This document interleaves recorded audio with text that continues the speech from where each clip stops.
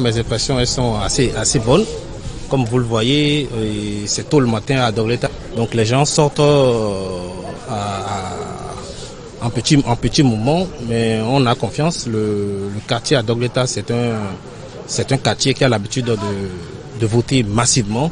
Donc je pense même que les chefs quartiers ont commencé par gongonner pour demander aux citoyens de sortir massivement pour accomplir leur devoir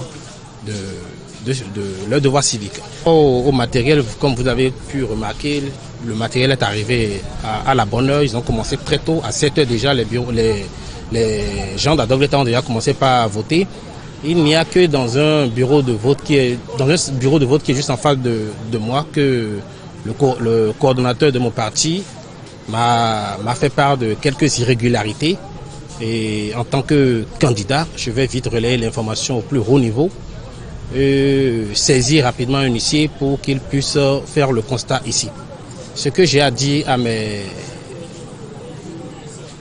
amis, aux populations de Cotonou et du 3e arrondissement de Cotonou, je les invite, je les exhorte, je les prie de sortir massivement pour aller accomplir leur devoir civique.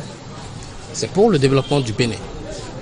Et comme vous avez pu constater, il y a assez de masques, il y a tout le matériel pour barrer la route à la propagation du virus Covid-19.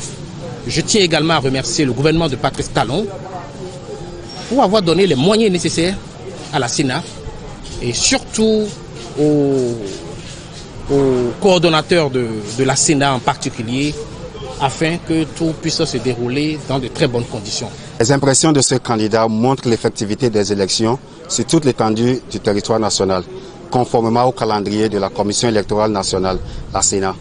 Déjà ici dans le 3e arrondissement de Cotonou, au centre de vote d'Adogleta, le premier électeur a accompli son devoir civique à 7h00, c'est au poste de vote numéro 2. Et la seule remarque majeure ici, c'est la faible affluence, c'est-à-dire les électeurs continuent de sortir à compte-gouttes, malgré le maintien des fermetures des lieux de culte.